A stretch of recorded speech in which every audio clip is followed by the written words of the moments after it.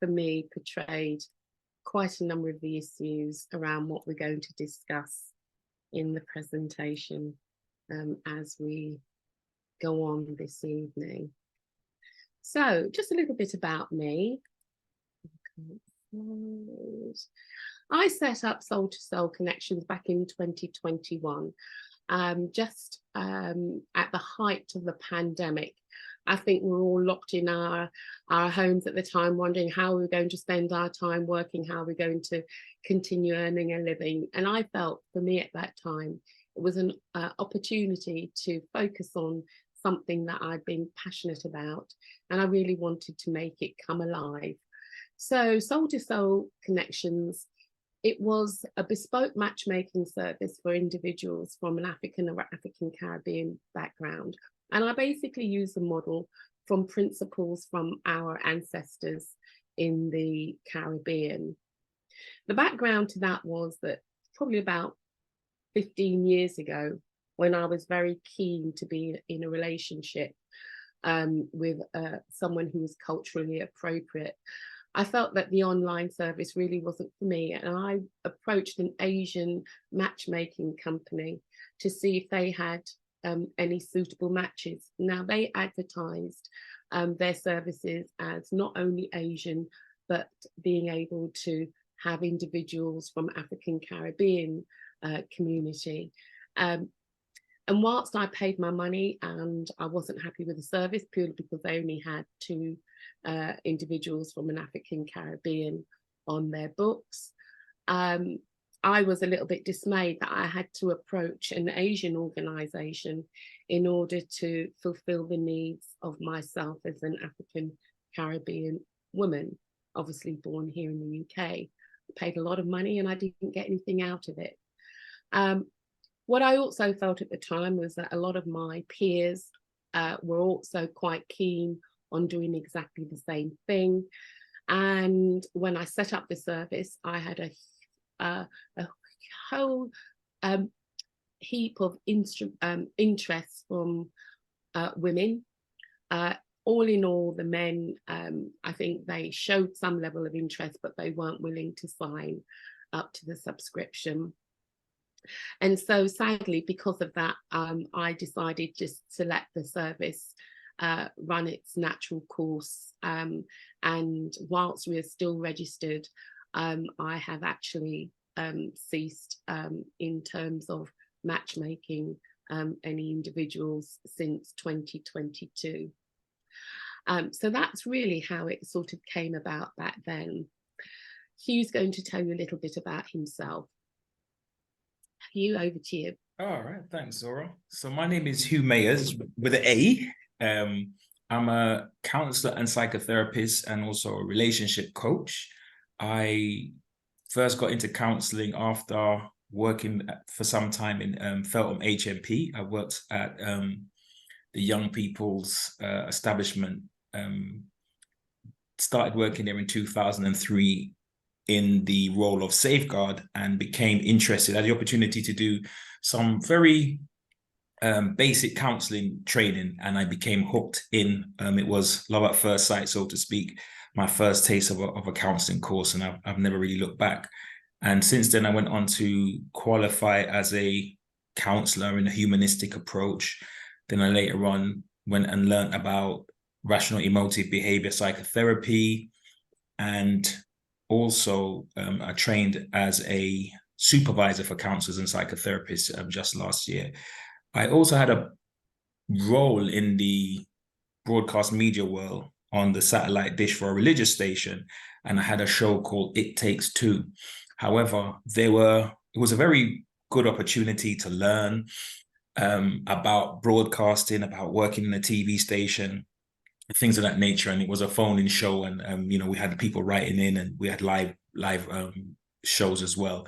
However, because of the nature of the editorial line, I found it quite restrictive in terms of what could be, quite conservative editorial line. So there were subject matters or topics that were somewhat taboo or off the table, not for discussion.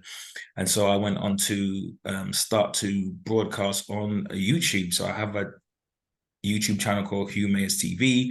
I have some episodes of my own solo, or with my own guests, should I say, my initiative of It Takes Two. And also there is some episodes of a show I call High Caliber Man podcast as well. And I met Zora during the sort of semi-lockdown season.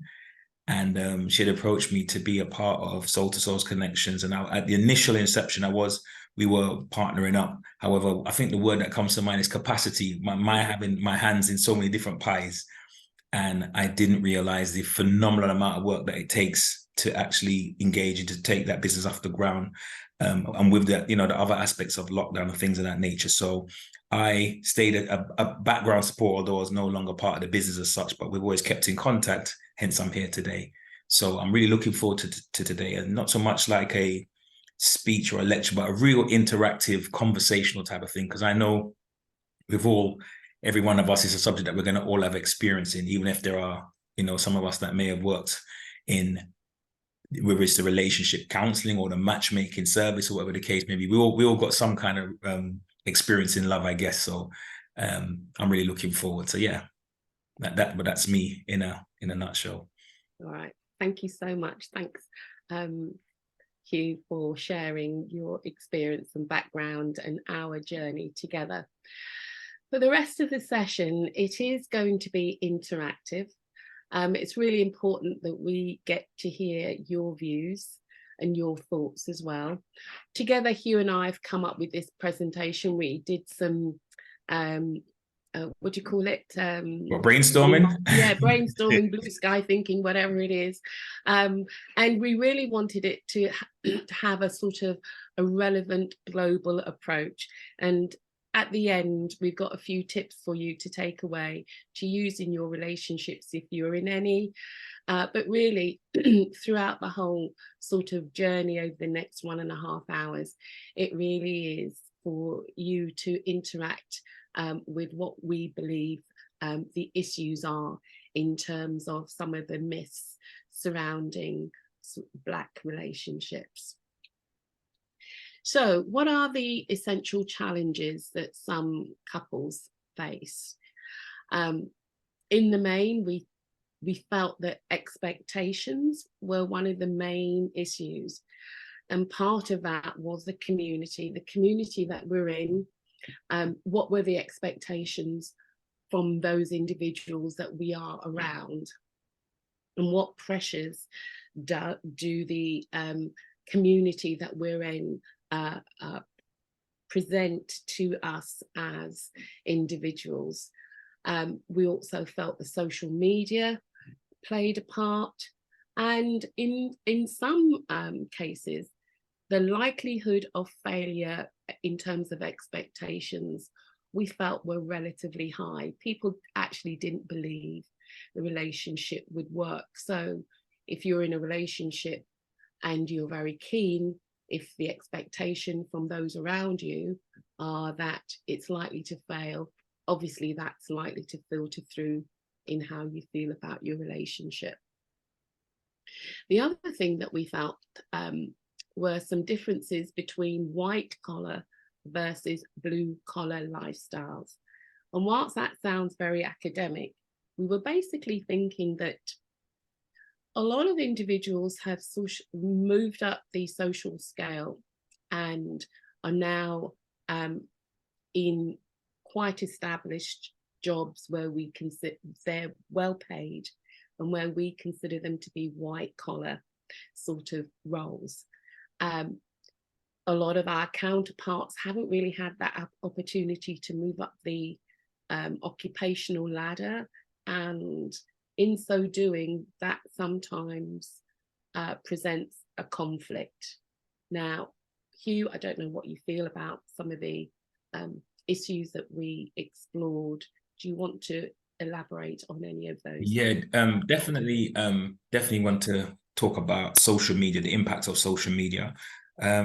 It's relatively new, so the impact wasn't there maybe 10, 15 years ago, and going backwards, it wasn't there. Its influence cuts across generation. So although there are different social media platforms, like, for example, I don't know, TikTok or Snapchat, which is probably more younger, late teens and some even school children, for example, and you find people over 40 might go on Facebook, where I work with students, for example, they wouldn't know what a Facebook account is, or they wouldn't be seen, in public, known to have one. So there are different platforms for the different age groups. But in terms of information that's put out there, and images and ideas and concepts, that's had a major influence on how people view relationships, you could even say in some spaces there's a somewhat of a gender war going on, or a rejigging after feminism and women's rights and women becoming more educated in the Black community and, holding certain positions. There's been a kind of reshuffling of power positions and views about traditional roles, gender roles and things of this nature. So that's had a major impact on relationships, because many people I come into contact with, whether professionally or even just in the quote unquote barbershop spaces where men talk, it seems like there is, there does seem to be quite common theme about power struggle and about male leadership, or femininity, strong women. So there's these different types of conversations that take place. So that's, the social media has definitely had an impact on that.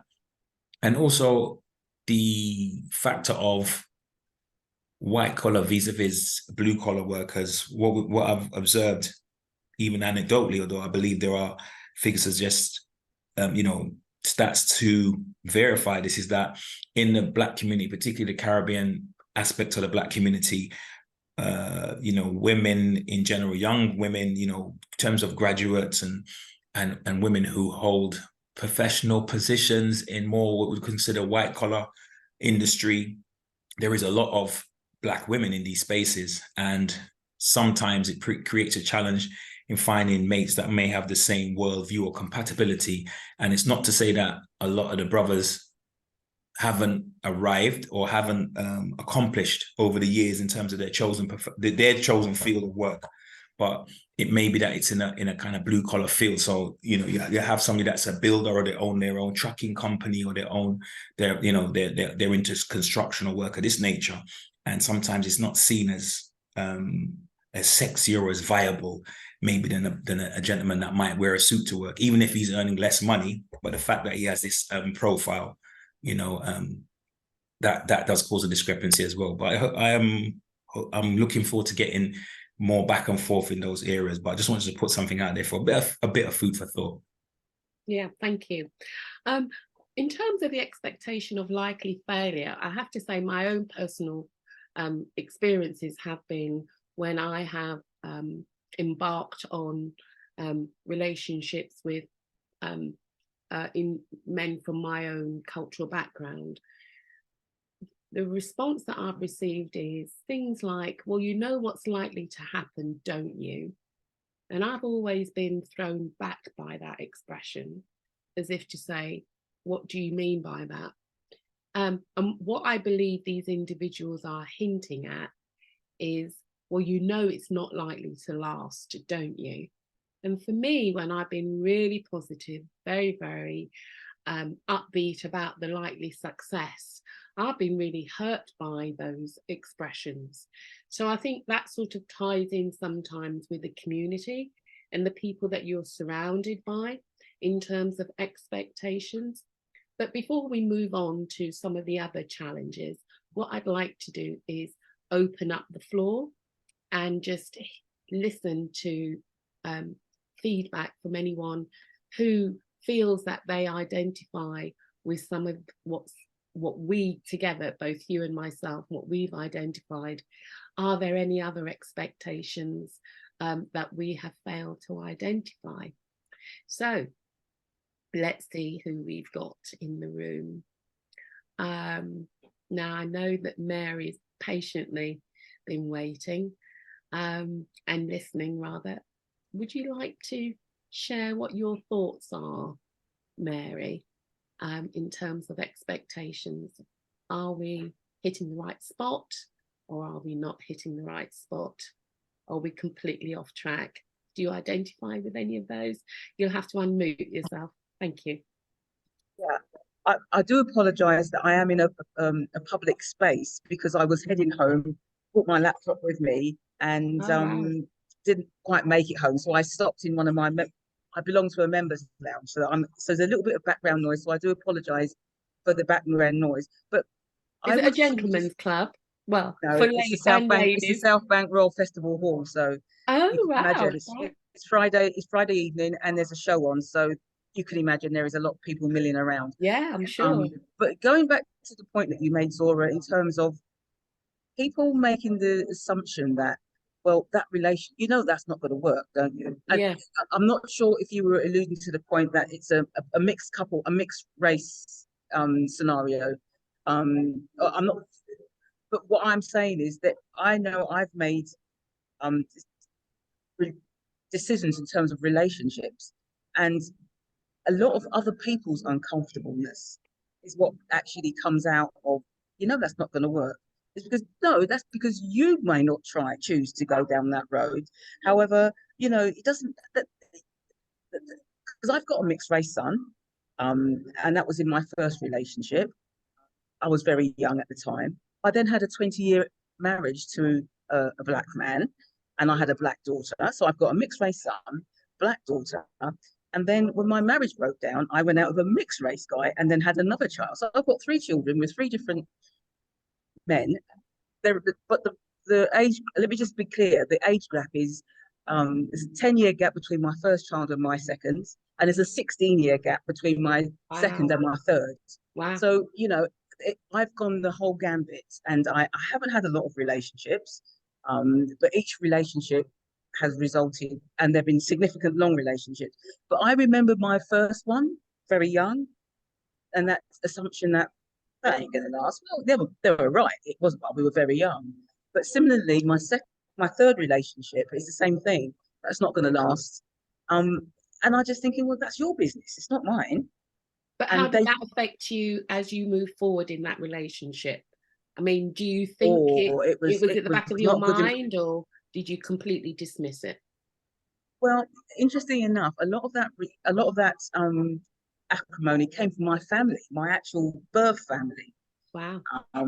and it really caused a lot of acrimony in terms of the choice of person that I was choosing to go out with, Mm. and it was also to say as well, I was actually relocating to go and live in the Caribbean, Wow. and it, it, I just find that we have to be very careful and know our minds in terms of what do we want and shut out the noise of other people's Mm. noise. Mm. So yeah, that's got a lot to say, and I don't know how to say it, but let's keep going. And yeah, that's my view. I think, Yeah. Thank you. and just to say as well, I'm a social work practitioner. I've been a social work practitioner for 29 years, Wow. children and family specialist. Right. So I'm quite an analytic person, and so I like listening to debate, and I like to get to the nuances of what people are thinking. So I'm really interested to hear what other people have got to say this evening as well. Fantastic. Thank you. Well, it looks like Marilyn's got her hand up. Marilyn, would you like to hop on? Yes, I will do. Now, Mary, that was very interesting. I love that conversation. And I don't know if I don't know if you did it on purpose or whatever, but it kind of tapped into one of the stereotypes that I see people that come up in Black relationships. When you explained your 3 children who sound amazing, what a beautiful mix. That's just wonderful. You made a point of going, oh, there's a gap, 3. Do you know what I mean? Because there was that whole thing about baby mother, baby father, all that kind of stuff. So very interesting, because that's one of the things I think that often comes up in relationships if they don't last and you've created a family from that relationship. But the thing, when I'm looking at this, one of the things it makes me think about, and I'm like, this is probably going to open up a big can of worms, is about the role of Go for it, Marilyn. the role of the church and religion in relationships.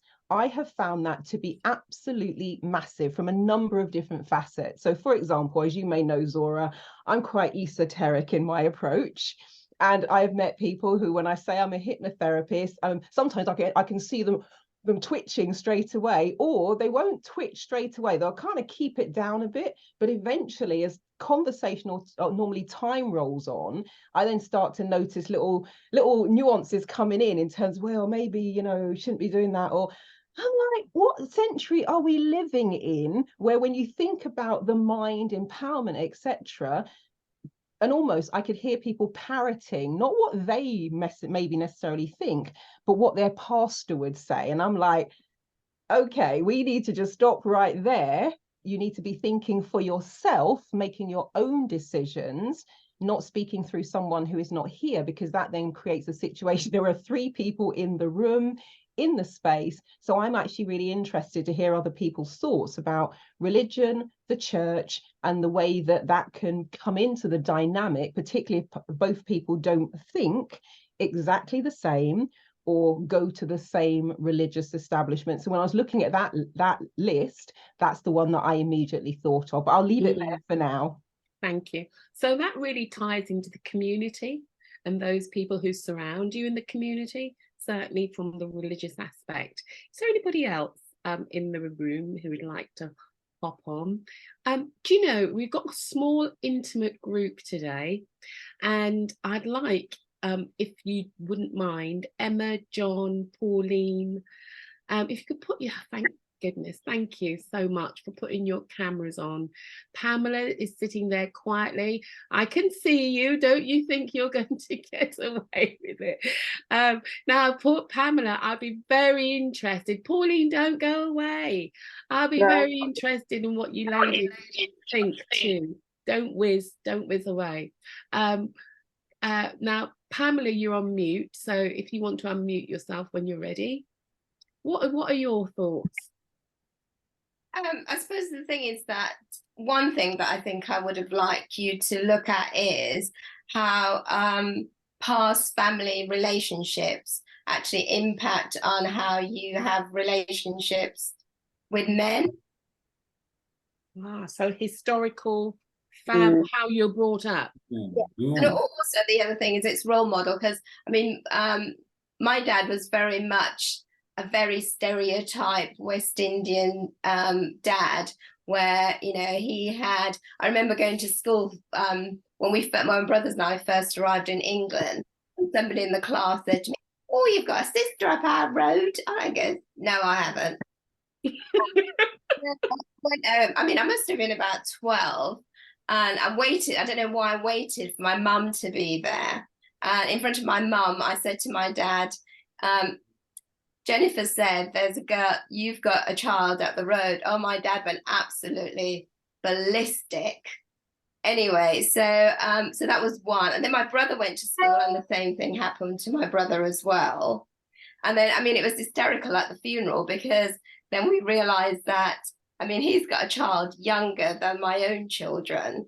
So I think for me, that sort of role model of relationship actually impacts on how you view a relationship, and trust comes into it as well, that you can't trust that that person won't disappoint you, let you down. But then it's only when you get older you realize that it's not just black men that have affairs, other men have affairs as well. But I think that initial sort of when you're looking for a part, and then I think I must have been about 19, and my first boyfriend, I mean, he got somebody pregnant, and it was just like devastation, because it just reinforces all the things that you thought about black relationships. And I think it's made me very independent, and I don't rely on anybody for anything. And that has actually created a problem in relationships for me. I'd be interested to hear about other people's views. Right, thank you so much.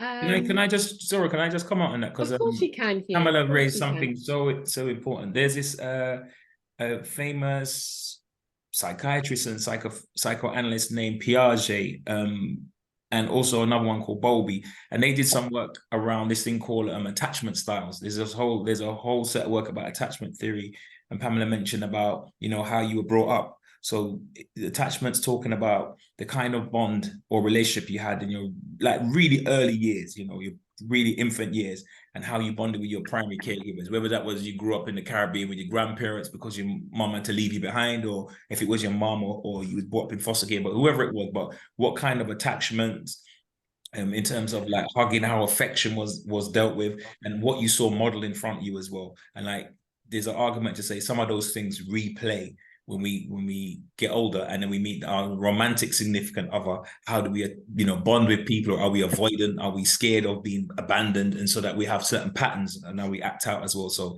that's a really deep topic, and that's really relevant as well, because there is a lot of, I would say there's a lot of bravado in our culture and fear about I don't need no man and me, and there's a lot of posturing. But deep down, as human beings, we yearn for affection, we yearn for closeness, but there is that fear as well. But with us, sometimes in Caribbean culture, it's kind of culturally wired in with certain slogans and certain attitudes about not needing the other, or that fear, you know, that fear of being betrayed. So yeah, really interesting comments so far, really interesting.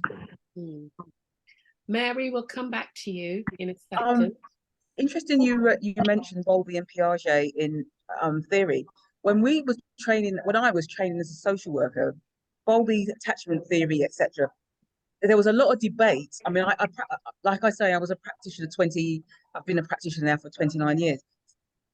It was very Eurocentric, and our history in terms of attachment or the lack of attachment, and how easy it is. I mean, I was listening to a debate about, let's look at the repair shop. I can give that's something that just happened just recently. I was watching it yesterday, and this girl brought her doll to be repaired because her mum had come up from Jamaica, unknowing to her she was pregnant. She had come to work for a family, as a nanny, and what had happened was she came up. She was pregnant with twins, and the white family said, I tell you what we'll do. Your children can go into a children's home, and then you can stay and work and look after our children. So this is the story that this girl was saying in the repair shop yesterday. And I said, hold on a minute. And so the guy, Jade, asked her, well, how old were you when you went into care? She was 6 weeks old. Her and her brother were put in a children's home at 6 weeks old. Now, what was going on in that mother's psyche? So can you see how attachment theory, I mean, just so that you can go and work and look after somebody else's child. So attachment theory is a very difficult thing for us as Black families. It does work. Attachment theory is very important, but I can see why we are so fragmented because of our history, where we're coming from. So it's an important, Bowlby and Piaget, their theories are very important. But I think, are they relevant to Are they culture? relevant? How do we actually use them for us? Because I just couldn't make sense of it. I mean, the mum left her child, that's two twins at 6 weeks, put them in a home, and went and looked after somebody else's children. Yeah. And that is why you mentioned trying to give it a bit of context to say, although it says parents, but also significant caregiver, because it did happen for many of us, where some children were left in the Caribbean because maybe their mom and dad was coming to the UK to make a better life. So they grew up with an aunt or a granny or some relative or close neighbor. That happened in real life. And to be fair, there's stories I've heard, people are still carrying that absence of attachment or issues with their mom. The mom has gone to the grave, whatever the case may be, they're still in their 50s, their 60s, approaching 70s, and they're still carrying that emotional luggage, right? These were the ones, they don't get on with their siblings because, these were the ones that were born in England, and you guys was like the royal family. They got some illusion that I was left behind, I was abandoned, you were brought up with a silver spoon, not knowing that you had to face, racism, white supremacy, or whatever, you had your own challenges. But, people have these stories that they continue with us. So I think that there are lots of different theories and ideas in psychology, many Eurocentric or based on European populations, but with a little bit of tweaking, we can see how, sometimes they do apply to our people, but just with a certain consideration, a cultural awareness, in place as well. But Can yeah, I just bring in appreciate Pauline? that. Yeah, thank you, Hugh. I'd just like to bring in Pauline. Did you want to say anything before we move on to the next slide? Yes, but just so many different theories and angles. I thought, oh my goodness, I don't know where to start from. I feel I'll start from myself. Like Mary, I'm a social worker. I've been in social work for about 35 years, and I can remember as a young student studying Bowlby and Piaget, and I totally rejected it and as Eurocentric from quite a young, because I thought it just didn't relate to me as a Black young woman, and also a working class. So class and race, you know, I was quite rejecting, even though later on in years I became quite interested in psychology and what, but that's how I was those years ago. And I listened to, oh, I can't remember her name, who's talking about hypnotherapy. Marilyn. Marilyn, sorry, Marilyn, her views on that. You know, there's so many issues. I think early childhood does play a part in how we view us, well, how we turn out as adults. I think that's really important. I had a very happy childhood. And my mother and father were madly in love for over 50 years. And it was evident, it showed, because my father constantly told, he was 5 children, and he constantly told us the story of how he met my mother and how much in love he was. He's very tactile, very emotional. In fact, I was more closer to my father than I was to my mother. My mother now lives with me because unfortunately my father died 10 years ago suddenly, and they both came to England in the early 50s. My mother was only 18 and my father was about 23. He came here first, but he proposed to her just weeks before coming to England. All her friends said, he's never going to come back for you, you know, he's gone now. Well, but she proved them wrong. He did. And they came, I think it was like 1953, I think they were here. And you know, we're really happy. And my father provided a great role model as, you know, head of the home, but not in a negative way. And for me, I just assumed that that's how Black Caribbean men were. We were quite, how can I say, protected. I come from a Christian background, but I think my experience of Christianity and relationships has been more positive. I've got, I have a huge family, lots of extended family and cousins. Marriage is really important. My son, who's 32, just got engaged last week. I'm very proud of him, you know, and his cousins, you know, the boys, there's a lot of boys in our family, and they followed suit around the age of 28, 29. And Pauline, can I just ask, are you in a relationship now? Are you in a relationship? No, I'm not.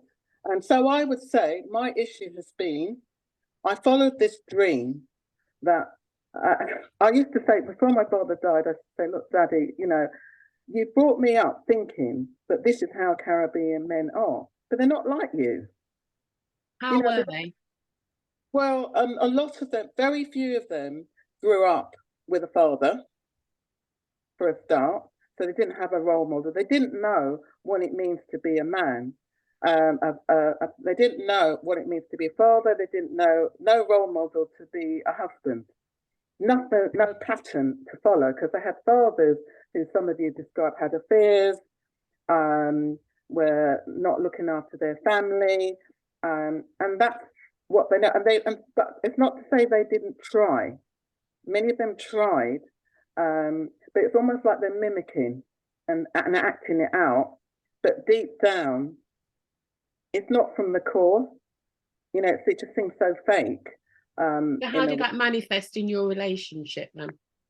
I think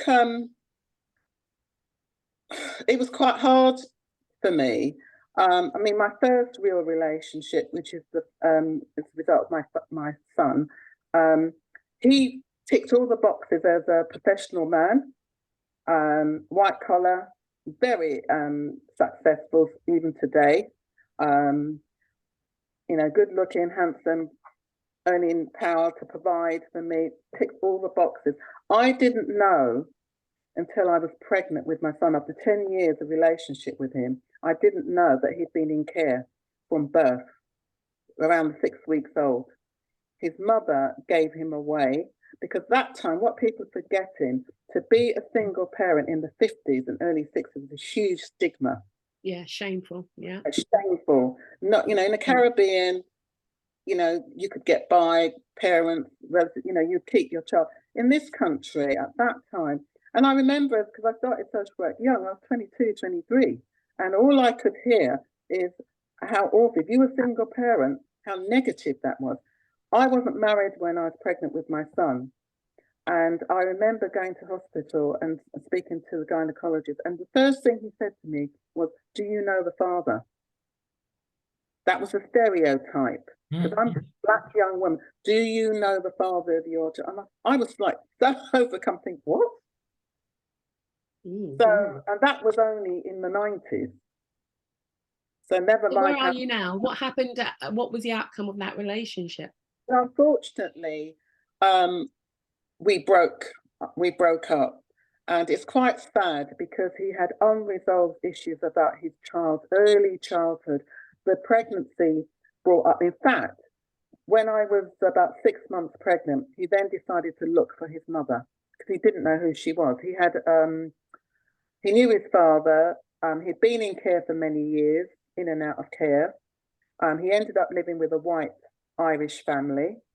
I have to say they did really well in terms of his black identity.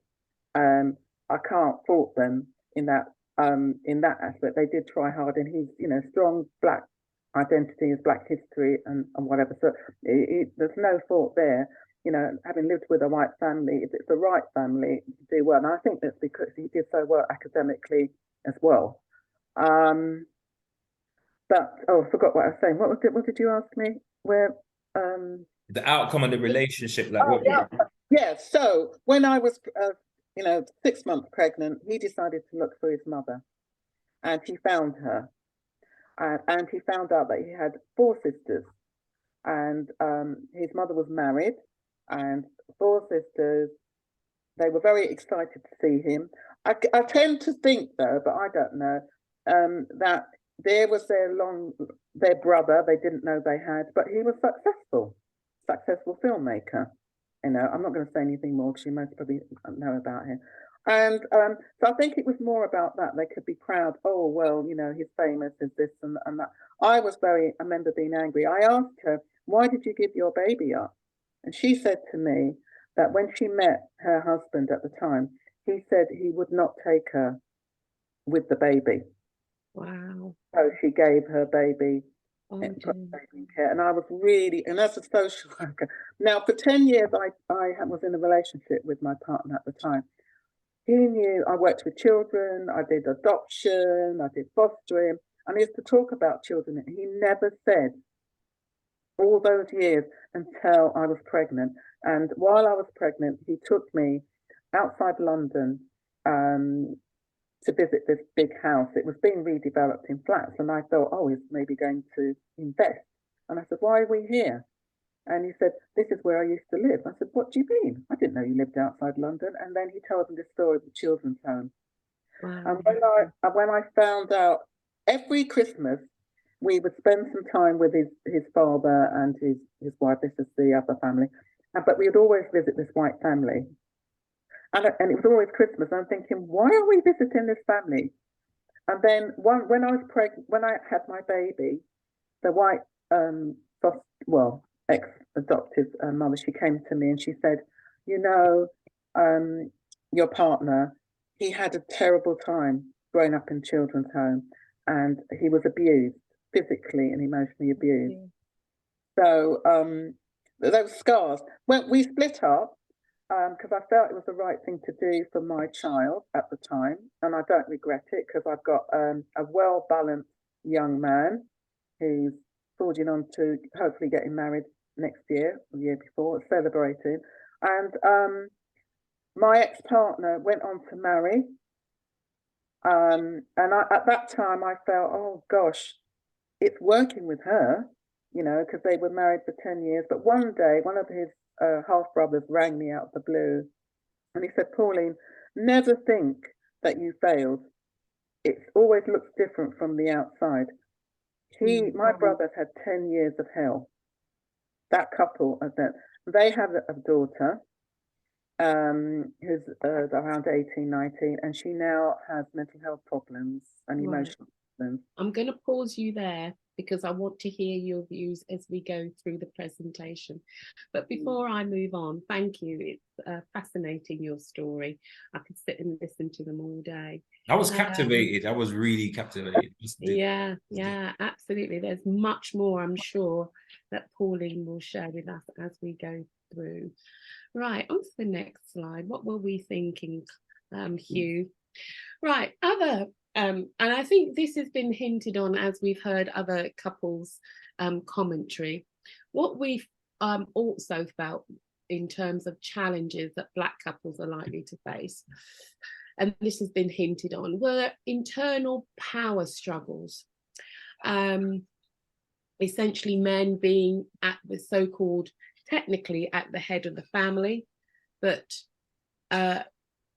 Black women having a reputation for being strong and determined sometimes in their outlook, which I think is sometimes unfair, because I believe that we are in the main very reasonable people, but the press and the media always portray us as being strong, and there's nothing wrong in that, but I sometimes believe that level of strength means that we lack vulnerability and the inability to be reasonable and flexible in terms of the way that we view our family and our personal lives. Other internal power struggles, we felt that there were traditional ways of providing for the family that are perhaps no longer exist. We have to be flexible in terms of our relationships. And certainly when we touched on white collar versus blue collar, the main financial provider isn't always the man. No longer, it's probably more likely to be the woman who brings in the greater income into the family. And it's likely that in many instances, by today's standards, that she's the main breadwinner. Do you want to hint on that, Hugh, before we move on? Yeah, I don't want to, I guess, share a little bit from my own story, in the sense of growing up in the, you could say, the 80s, but my parents being from Guyana and Jamaica, like they came from more traditional societies, or I think where gender roles were quite clear, and we was at a window where women were now starting to merge into the workplace and work. And what I observed is that although my mum did work in the city and was working some, like clerical institution or white, you could say white collar, and my dad was somebody that didn't, rest his soul, was somebody that didn't really finish school. And I think he said he left school around 13 and was just in the back streets hustling and whatever. But just with somebody with the gift of the gab, and he was a qualified tradesman, and it didn't seem to cause a power imbalance, or I didn't observe him in any way looking like he wasn't the man in his house, or his power was challenged as the head of the household. And I just remember men from that era, because one of the ladies spoke about ex not, growing up around men and stuff like that, with like role models. And I just remember the men of that era. A lot of them were ex-servicemen. A lot of my dad's friendship group were like ex-servicemen, literally men that flew for the RAF or come to the UK at the time of the war. Went home for a little short period of time back to Trinidad, XYZ, and then they said, no, this isn't for me, and they had to come back to England. And there was something about cultural capital. So it wasn't just about money and who had the most money, but something about those things in the community, in the Black community.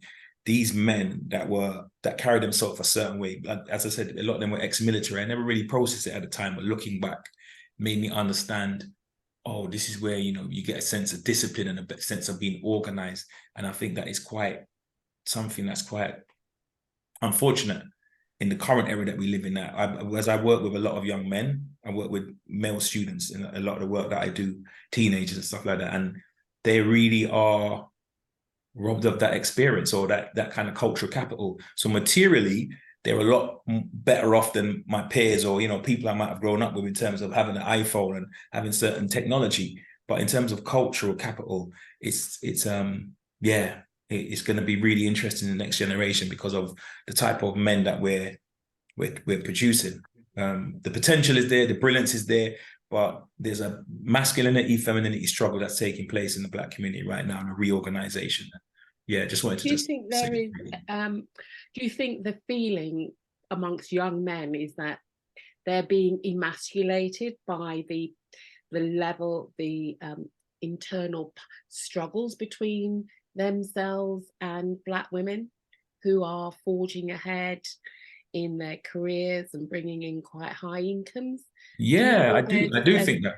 I do think there does seem to be a kind of gender war with the younger generation in terms of, and I think it's again goes back to social media, the image, expectations for young men, maybe that, you know, like men don't reach their financial, you know, kind of like high point until it's something like in their 40s on average, but maybe the financial expectations of what will be expected of a guy that's like 22 if he's dating a 22-year-old or a 20-year-old, you know, they're somewhat unrealistic. And so there's this tension. You know, I had a conversation with one of the teachers in the school that I work in, and they couldn't understand why Andrew Tate is so popular. And I was trying to explain, although he said some this Andrew Tate's a kind of shock jock podcaster, you know, was in trouble with the police. He's been accused of all these different things, but is he the one that lives in Ukraine at the minute? And or is it Romania, or he was in Romania? Yeah, there's him and his brother, yeah. And so he's been accused of some horrific stuff, but only accused, so we don't know. But he's very controversial. That we can agree that he's like quite a controversial figure. But the teacher really couldn't understand, why is this guy so popular? But I was trying to explain, as reckless as some of the things he says might appear, but he's still speaking to that generation of men who might feel kind of abandoned. There's been a voice for feminism. There's been a voice for don't want no scrub and nothing going on but the rent, and, you know, don't need no man generation. There's a voice for that. There's language that articulates woman empowerment, but like young men, a lot of them feel like we kind of been left behind culturally. They don't articulate it that way, but there's just this resentment, you know. This is right. So for many of us who aren't with it and hip, me being one of them in particular, this you'll have to probably explain to our other listeners, because this is a new name and I've just heard of it fleetingly. Just tell us a little bit more about this Andrew Tate, and what does he stand for? What is it? I guess you could call him, people got all kind of names to him, but they've got this idea of, well, there's been feminism, so they kind of have these figures now that are like, you'd say, masculinists, for want of a better term, where they speak from a male's perspective of how, you know, young men should look after their mental health, or how they should approach relationships, or how they should view women. And it's very from a very, it's a rejection of the feminization in society of men. And so he's kind of like very alpha, and he's very from that position. And so he's become popular. He says quite controversial things, but very young men, you know, a lot of young men are quite attracted to his message, you know. Can I say something? Okay, I pull him. Following him as well. Who has been following him? I've been following Andrew Tate. Oh, right. There are women who follow him because I don't believe in all his ideologies. Some of them are too extreme, but some of the things I do like, because I feel that I agree that men have become sort of feminized in a way. They just don't know how to be a man anymore. You know, it's all about the woman and the women's rights and whatever. And I don't think it's done our men much good, I have to say. So I can see, rightly or wrongly, why he's got quite a strong following. Because look, I'm a black woman and I'm listening to him. That's strange. It sounds weird. So yeah, that's all I can say. Interesting. Let's bring in other people who are on the line. Right, we have a John. John, would you like to reveal yourself? And Emma and Kai, would you like to join the conversation? Oh, 1 second. Yeah, sure. Emma, would you like to show yourself? Kai? Then we have Marilyn. Marilyn, is your surname Dennis? I don't think it is. Right. Let's just bring, oh, sorry, what's going on here? Sorry about that. My camera's playing up, but yeah, good to hear from you. Yeah. Yeah, no problem. Good evening, Mr. Mayers. How you doing? I'm well. Long time no speak. It's an ex-girlfriend of yours. Oh, Okay. It's a bit of a surprise. A bit of a surprise. Big time. It's John Williams here, mate. Oh, yes, Jay. What are you saying? You okay? I'm good. I'm good. Good, good. Did you Yeah, say your camera's not working, John? it's not for some Oh, reason. what a shame. Okay. Yeah, but what? Yeah, so like Hugh was saying, is that a lot of the kind of role models we did have back in the day would have been the strong black men that, you know, you had your families, and you know, it was always the men you look up to, you know. But you know, obviously the dynamics were always, you know, mum and dad both worked. That's how it was. It wasn't the case of, you know, you do as I say. It's a case of, we've got bills to pay. This is how we do it.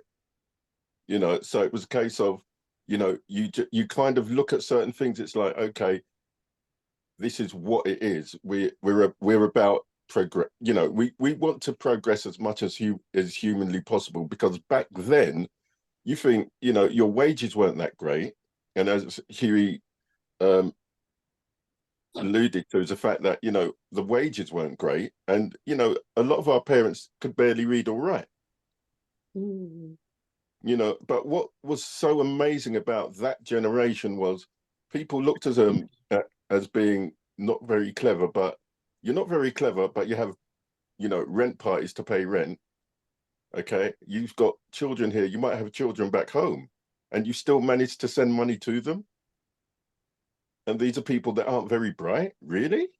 It's 5 shillings used to go a long way back then. Oh, it did, trust me. Don't forget about the paraffin heater and them thing there, you know what I mean?